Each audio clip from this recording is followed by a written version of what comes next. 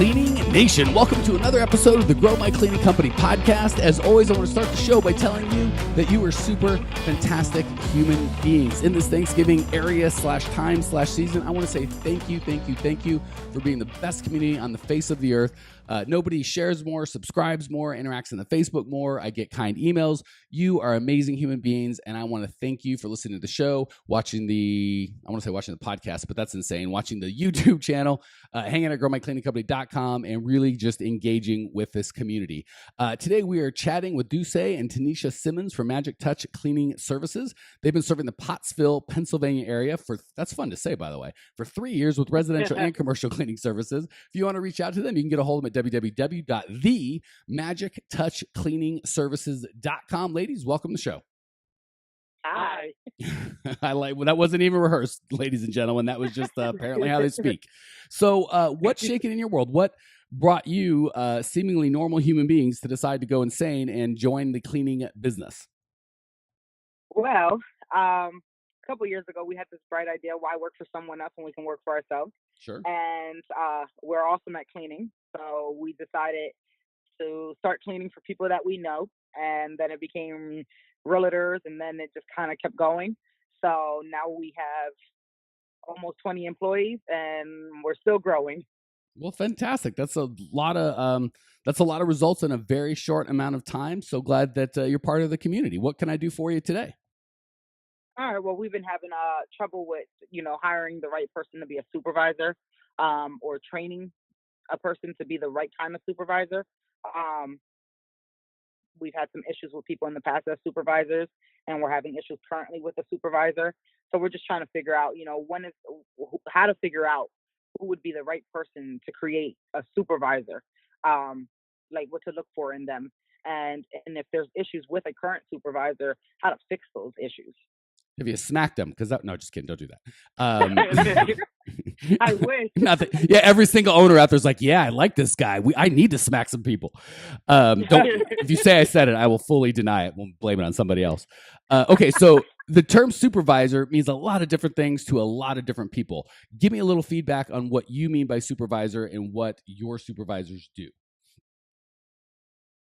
Someone who can lead a team, pretty much train someone, be stern, and helpful. What would I mean specifically? Like what tasks? So I heard train. When you say lead, that's kind of, like, are we going into battle? Are we going to be in a fist fight in the park? What's going on? What do you like? I get trained. That's one specific thing. What else would a supervisor do other than clean? So training them, making sure they're meeting OSHA regulations, making sure that people are on time, on schedule.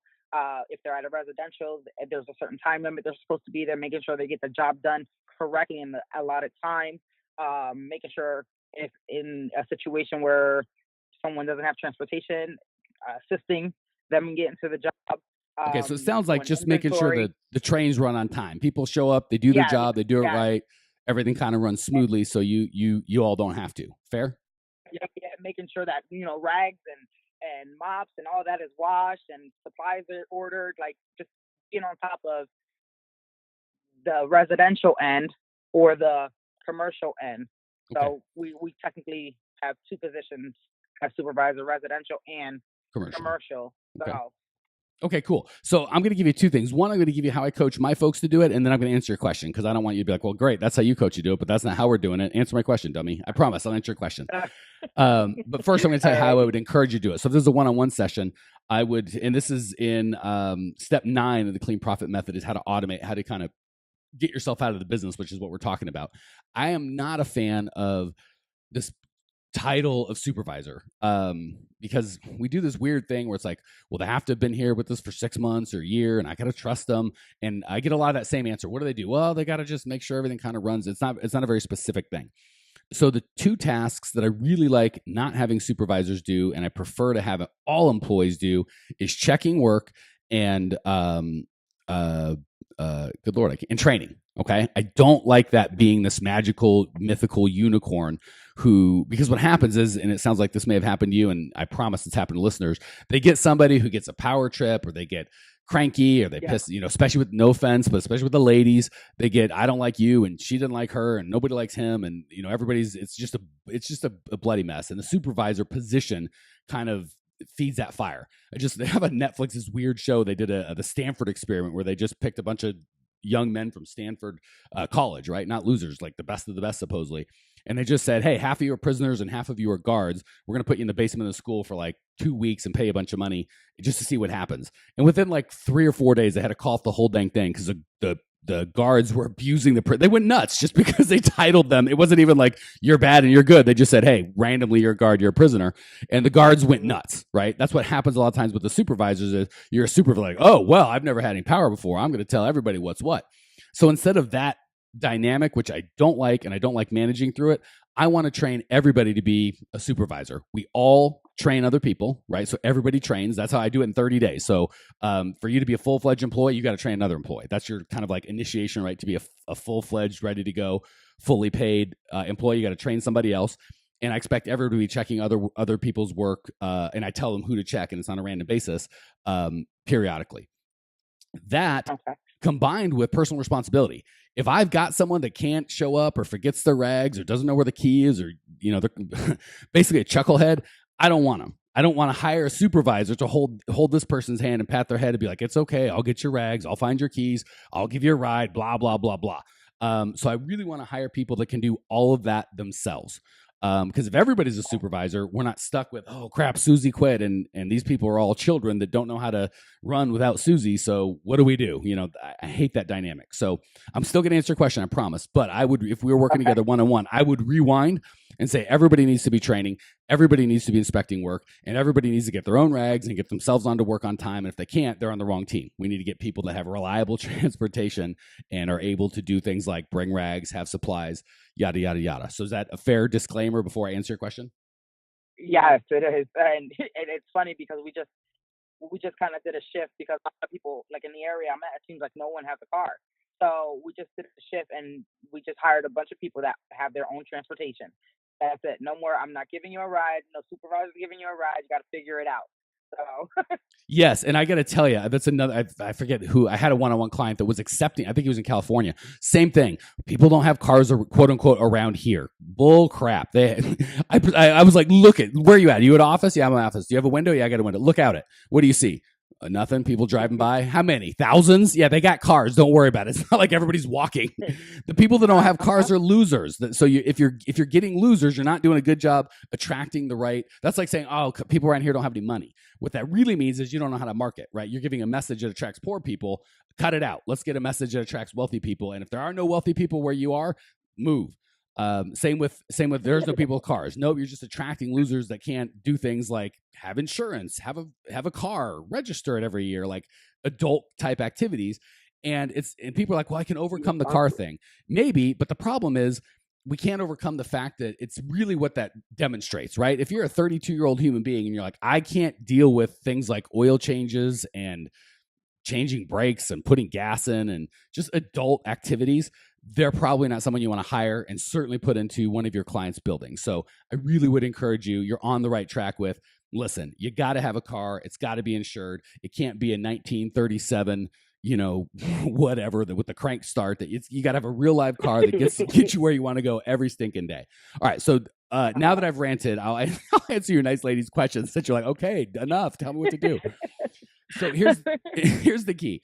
First and foremost, and this is going to work whether you do the system I just outlined for you or you do it kind of where you've got this, quote unquote supervisor position. It's the same. This answer is going to answer both. First and foremost, it's got to be core values, core values, core values. That's really what you want them living and demonstrating. Employees need to demonstrate your core values for sure. Supervisors need to demonstrate them even more. Upper management needs to just absolutely live, breathe, and die those dang core values. And you personally need to be doing them so much where if your employees aren't mocking you behind your back and you walk in and they're going, have fun, make money, like doing your voice, then you haven't said it enough, right? You've got to just be absolutely bleeding these core values. So first and foremost, for my companies, have fun, make money, be real, and help out. And I don't have to lead or do any of that nonsense because all the people I put in charge were all about having fun, making money, being real, and helping out. And I didn't try and beat that into them. I put out hiring ads and materials and set up my process in such a way that the people that weren't into having fun or making money or being real and just didn't want to help out, they never made it through. They didn't even show up. My ad turned them away. I'm like, I don't want to work for this. This place sucks. But the people that did make it in and stuck around and became supervisors, or I put them in charge, they were so about having fun making, they just lived it, right? So I didn't try and find people that weren't about it and then beat them into submission. I found people that were already living those core values and said, oh my gosh, this is the community I want to be a part of. So first and foremost, core values. If you get that right, you don't have to do as good on the rest of the stuff. If you get that wrong, the rest of the stuff's not going to help you. So I'm beating that one in because it's really important. Any questions or thoughts on that one before we go forward? No, I like that. Okay, it's huge because if you don't have that right, don't even listen to the rest of it because it won't help you. If you got those right, the rest will help, but you're already 90% of the way there. Second, job description. So when I say, what are your core, when I say, what do they have to do? And you're like, well, and you kind of talk about it, that means there's no clear job description, right? If I ask you what your core values, you're like, well, we're about have fun, make money, be real, help out. There's no question. I'm very crystal clear with those 8 words on what my core values are. We need to do the same thing with a supervisor. Very specific job description written down with checkpoints, right? This is red, yellow, green. We need every house to be cleaned, no one to be late, whatever your result based thing is, that's what needs to be on the job description. That's the third thing, results, not tasks. So you wouldn't say, give people rides, check on their work, bring rags if they need them. You would say, less than 5% of the houses that are cleaned under your supervision complain in a month, or we get at least 3 positive referrals or reviews in a month, right? So you want results-based stuff, and however they want to handle that, that's fine, right? Because when you start getting into the rags and this and that, they can kind of check all those boxes, but still do a bad job. So you want to make sure that you're really clear on the job description and it's filled with results, not task. A task would be drive an employee somewhere when they get locked out, go get them the key, or those are tasks. We don't want that in the job description. We want results. Less than 50% turnover, less than this many customer complaints. The things that upset you, that the problem that you want them to solve, write that down and say, this is what you're getting paid to solve. So don't tell them what to do, tell them the results that you expect and let them figure out how to do it. Is that, are we tracking so far? Or am I talking crazy? Yeah, Okay. definitely. In the final magic bean to all of this that kind of tie it all together and make it work like a charm, is pay based on results. Pay is the most it's shocking how people will do exactly what you pay them to do. A perfect sociological example of this, not in the cleaning business, but just of humans, is the tax system. Everyone's like, oh, the rich don't pay taxes, this, that, or the other. No, it's just like cops and robbers, right? The cops figure out how to put door locks on, robbers figure out how to pick them. Cops put on, or homeowners put on security system, robbers figure out how to disable them. The government says, hey, you get this tax break, and wealthy people say, I'm going to figure out how to take advantage of that to my benefit. So then the government puts on more rules, and the wealthy figure out how to break those, not break, but kind of work around those rules. That's just how human beings are. If you tie results to pay, 2 things will happen. One, they will do exactly what you pay them to do. That's a good thing, right? Huge lever. No more fighting or arguing, right? If you say you've got to wear your uniform and you're fighting about that constantly, all you got to do is go, you wear a uniform or not. We only pay people that are in uniform. So if ever I show up to a job and you're not in uniform, you don't get paid. And guess how many arguments you have on uniforms anymore? You can still clean if you want, but you're not going to get paid. Well, screw that. I'm going to go home. Be that as it may, we don't pay. You see what I'm saying? Instead of arguing, put on your uniform. Where's your uniform? Why don't you have a uniform? That uniform has holes. Blah, blah. Instead of fighting it, you just say, if you would like to get paid, you must wear a uniform. If you would like to get paid on time, you must turn in your timesheets, or whatever your process is. For any argument you have, as soon as you tie it to pay, the argument is over. There's no more argument. They just magically do it. That's the good news. It's a very powerful lever, right? You can get them to do just about anything just by tying the pay to it. The bad news is they're going to work around it, just like other humans, just like you and I are, right? If the government says, hey, if you buy a house, you get all these great tax benefits, people go out and buy houses, right? That's great. But the government meant one thing, and we're like, well, that's not what you said, so we're going to work it around and buy 17 houses, and I'm just making this up. But we're always going to find ways to exploit the tax code, right? Your people are always going to do exactly what you pay them to do, not what you want them to do, not what you meant for them to do, exactly what you pay them to do. So if you say I pay for good results or quick time, maybe they do QuickTime, but the results are crap. If you say I pay for reviews, you'll get lots of positive reviews, but people may still be pissed off, right? And they go, hey, I got the review. So just be prepared that people won't do what you want them to do. They'll do what you pay them to do. Not one thing, not one iota less and not one iota more. So you just have to be careful when you tie pay to results, because they'll do exactly those results. And if you haven't defined the results properly, they'll take advantage of them. Does that make sense? Yeah. Yes. Okay. So to sum up, and then we'll hit the lightning round. First and foremost, everybody should be a supervisor. And a supervisor to me is defined by everybody should be training other employees, because if we just have one trainer and that trainer sucks, all of a sudden we can't grow because every employee comes in and gets burnt out. Why? Well, because they're talking to Marge, and Marge is a terrible human being and yelling at everybody. So I don't like that. If everybody's training and that's just an expectation, we don't have any tyrants. So like, oh, I'm a trainer, I'm going to go abuse everybody. So first and foremost, the foundational disclaimer I'm giving is everybody should train, everybody should check, everybody should supervise themselves. Supervisors should do higher level stuff. Everybody should kind of be independent and self-motivated. That's the first thing. Second is you got to have a clear job description. Very, very clear. That job description should say the results that you want them to achieve, not the tasks that you want them to do. Because they can do tasks and still not get you the results that you want. You want things like happy customers that don't quit and happy employees that don't quit. That's what I'd base the job description on, not picking up towels or doing this or doing that. Be very clear. And the fourth thing is if you tie their pay to those results, you will get those results. You might be shocked and go, crap, I forgot to include this result. Now she's doing a terrible job at that because I didn't include it. But they will do exactly what you tell them to do, or what you pay them to do. Sorry about that. All right. That's the summary. Any questions or needs before we hit the lightning round? Nope. All right. You're like, that was too much talking. We need a break. Well, tough. No break for you. I'm going to be quiet. You ladies are going to talk. No, it's a lot of food for thought. So, it's time to reevaluate our foundation. Lucky for both of you, we are recording this and it will be available to re-listen to. And again, all this stuff's in the clean profit method. So I would, because quite frankly, I don't need your $47, but I do think it would help. So I would check out the clean profit method. It's all in there with a bunch of frameworks and exactly how to do that. So that's really how to do it. That said, let's hit the lightning round. I'm going to give you 3 quick questions. You're going to give 3 amazing answers. Question number 1, what's the best piece of advice you've ever received, personal or professional?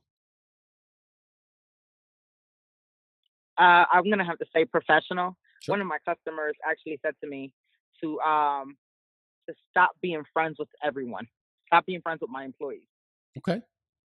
That's it's a tough one because you want to be friendly, but there's a line and a different topic for a different day. But that's definitely deep waters you're treading in when you start kind of blurring those lines between friend and employee. All right, question number 2: what's the biggest mistake you've made in the cleaning business so we can all learn from each other? I would say one of the biggest mistakes we've made is hiring friends and family, because they want you to become accustomed to being flexible with their schedule. Okay, I like that. That makes they kind of expect maybe different treatment than regular employees will, and that'll cause problems quick and quick. All right, last question. What's one idea Cleaning Nation could put into practice right away? It can be really simple, doesn't have to be anything tricky, but something immediately implementable that Cleaning Nation could put into practice to improve their lives or their business even a little bit. Well, we started a referral program with our employees. What they do is they give each customer a referral card, and every five referrals gives the customer a free visit. So that gave them the opportunity to get the commission bonus and to bring more customers in, which helps grow our business.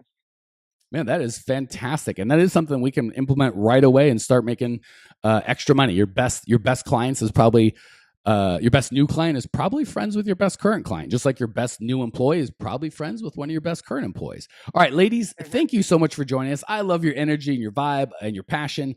I appreciate, I know Cleaning Nation appreciates you. Cleaning Nation, if you want to check out Dulce and Tanisha's show notes page, and I think there's a special video I made up, a free training. All that right now is at growmycleaningcompany.com. Check it out right now. I will see you there. Congratulations! You are now 16% smarter. Still can't get enough cleaning goodness? Go to www.growmycleaningcompany.com for more of the good stuff. Ever want to be rich and famous? Owners of cleaning companies, as well as industry experts, can apply to be featured on the show by emailing our producer Natalie at support@growmycleaningcompany.com. Until then, don't miss out on all the latest cleaning industry lovin' at www.growmycleaningcompany.com. Check it out now.